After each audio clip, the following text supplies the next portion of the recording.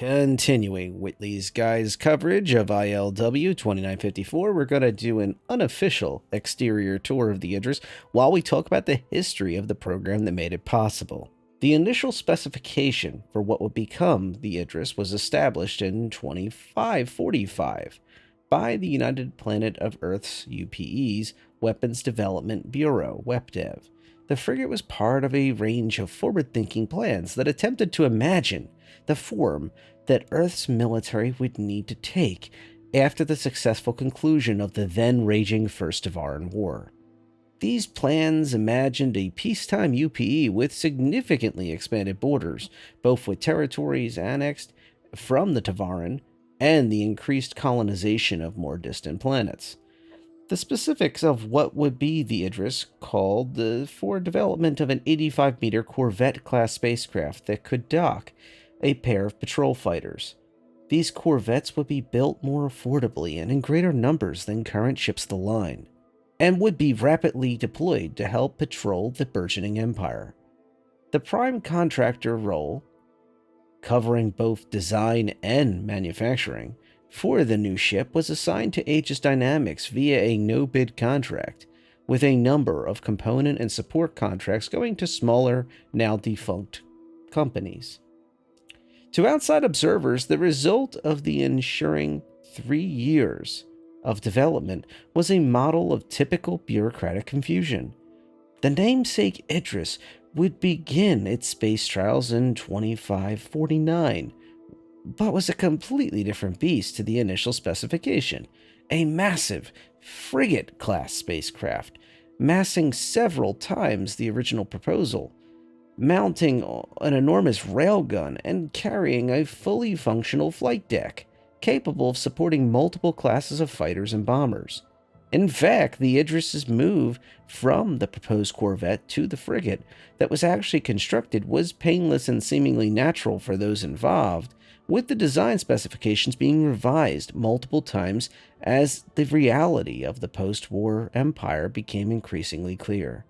The newly christened Empire cadre of fresh-faced, Messer-aligned planets quickly identified the project as important to establishing their own power base, and they worked carefully with Aegis and other contractors, particularly AIM Krug, particularly responsible for the railgun installed on the first flight of ships, to expand the scope of design to define a model for the modern warship. Expansion from the original corvette to the frigate was a rare decision that was in the best interest of all persons involved, it was seen at the time. Highlighting the suggested importance of the project, the first ship was named after the recent victory at Idris-4, already being mythologized as the fundamental and foundational elements of the new empire. The first frigate was commissioned in 2551 in a ceremony at Aegis' newly constructed Idris System Factory Complex. The launch was attended by Emperor Ivor Messer, who presented a famous speech seen today as a prelude to him taking control of the UEE in the name of public safety. The initial factory constructed by Aegis to produce the ships included 6 berths that would work around the clock. The first 6 Idrises laid down were all commissioned in May 2552 and began service tryouts, then extended patrol assignments later that year. From the start, the high-tech ships were desired assignments for Navy crewmen who correctly identified that the then lavish ships would play a major role in coming events. A major delay in production occurred the next year, following the revelation that there were significant issues with the layout of the original 6 ships that made them particularly prone to fires. Poor placement of firefighting equipment and personnel, combined with limited availability of shipboard retardants, led to several significant fires, culminating in the death of 17 sailors when one such fire spread to the forward magazine aboard the UEEN Ashton. Production of the additional Idrises was delayed for 18 months, while a full review and redesign was conducted, culminating in the launch of the first Flight 2 spacecraft in 2555. With the early issues resolved, Idris production continued at a pace that was then seen quickly and strongly, these powerful frigates, so much so that they became a common sight around the Empire. The average Idris-class frigate commissioned between 2560 and 2800 had a 30-year operational lifespan. In modern days, this average has been nearly doubled, both through updated technology and a greatly specialized overhaul process that essentially rebuilds any given ship once over the course of a decade.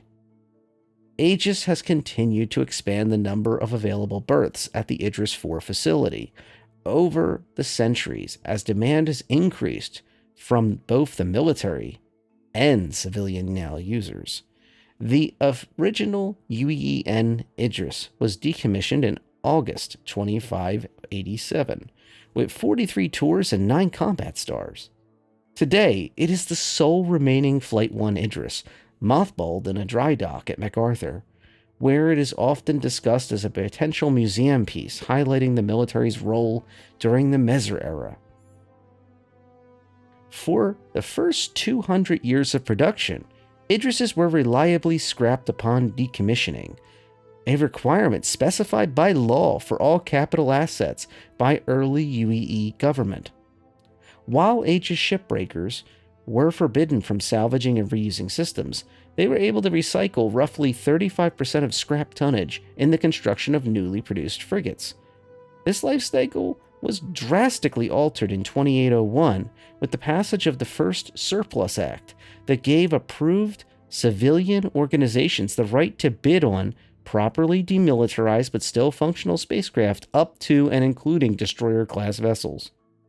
In the case of the Eros Idrises, this meant that the permanent disabling of the keel-mounted gun and removal of all classified subsystems, such as military spec targeting software.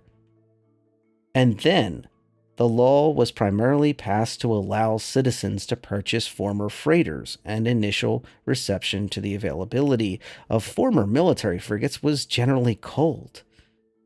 There was confusion amongst all of the population. However, within 2 decades, the need for larger-scale fighting ships had become greater, and Aegis was forced to significantly increase supply. And the need to expand its investment in mining corporations in order to make up for the loss of scrap resources was clear. Simultaneously, additional citizen armament laws loosened the restrictions on what equipment could be sold off and to whom it could be sold to, gradually going from authorized militia forces to corporate and finally private entities. By 2875, the demand for civilianized Idrises, combined with the expanding life cycles for existing military ships, had outstripped the Navy's ability to decommission existing ships. The result of the schism was the launch of the first ever Idris Peacekeeper, Idris-P designation. A purpose-built ship, nearly identical in form to the military model, retroactively called the Idris Military, or Idris-M as designation, lacking only the main gun mount, which could be readily rebuilt on the secondary market. For the first time, civilian organizations could purchase not only increasingly limited number of UEN surplus ships, but also commission the construction of their own spacecraft directly from Aegis.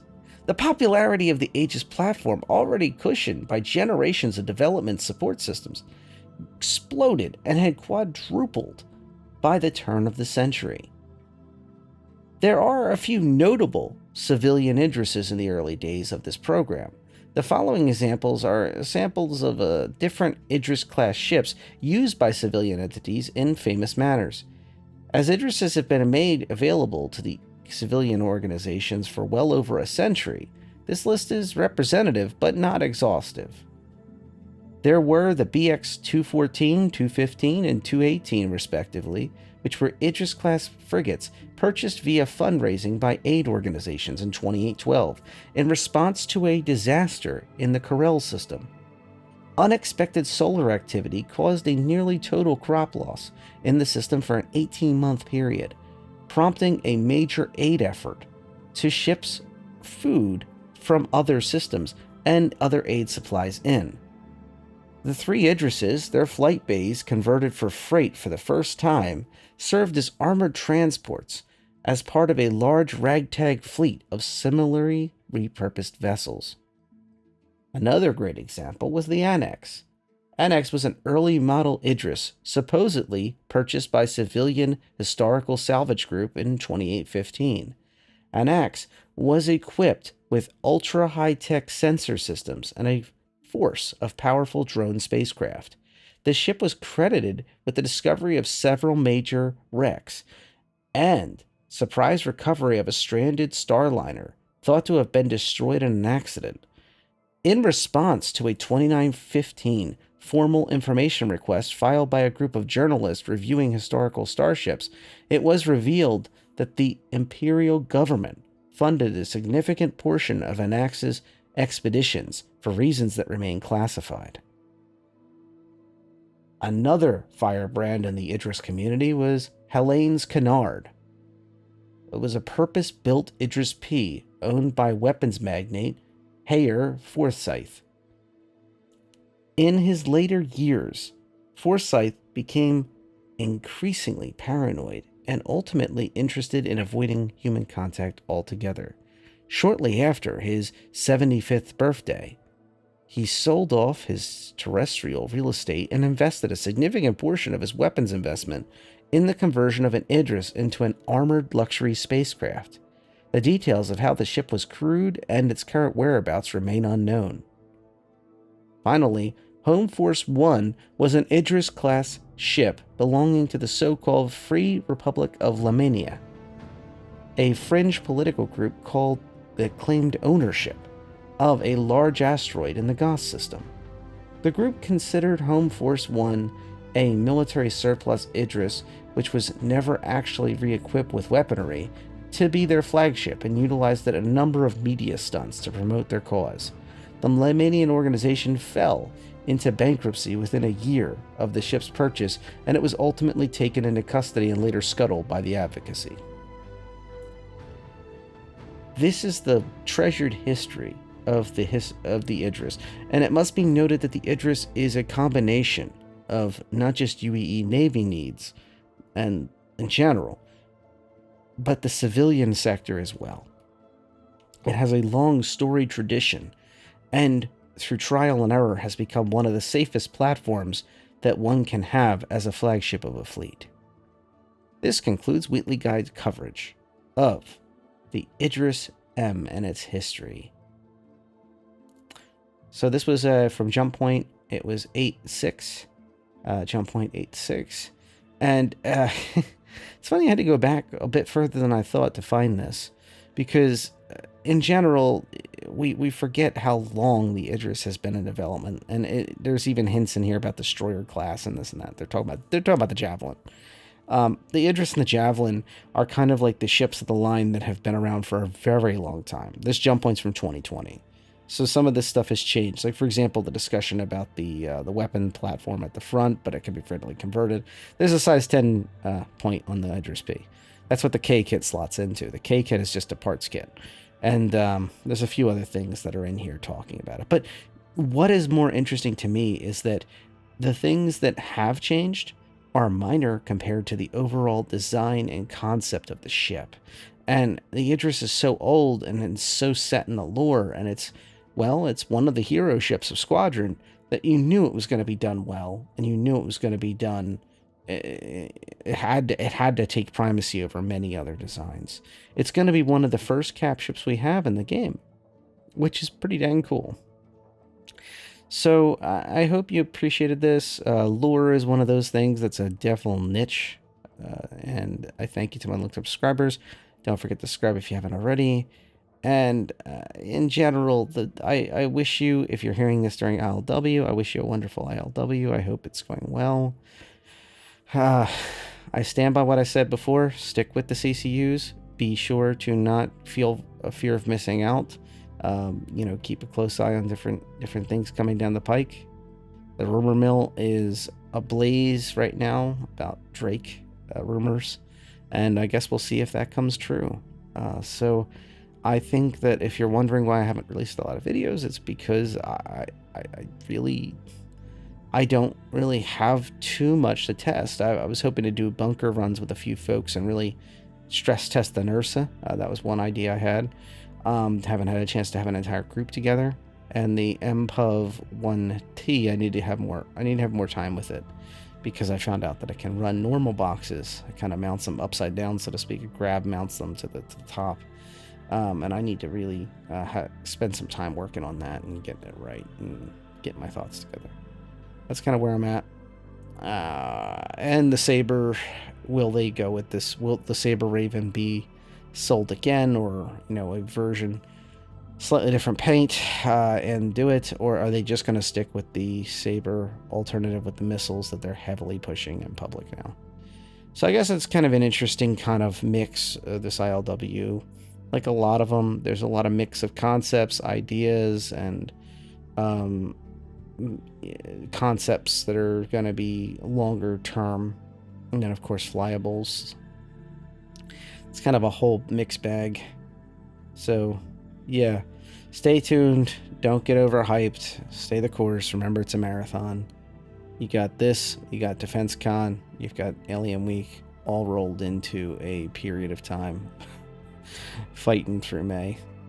It's an interesting time to be a part of Star Citizen's community. All right. Take care.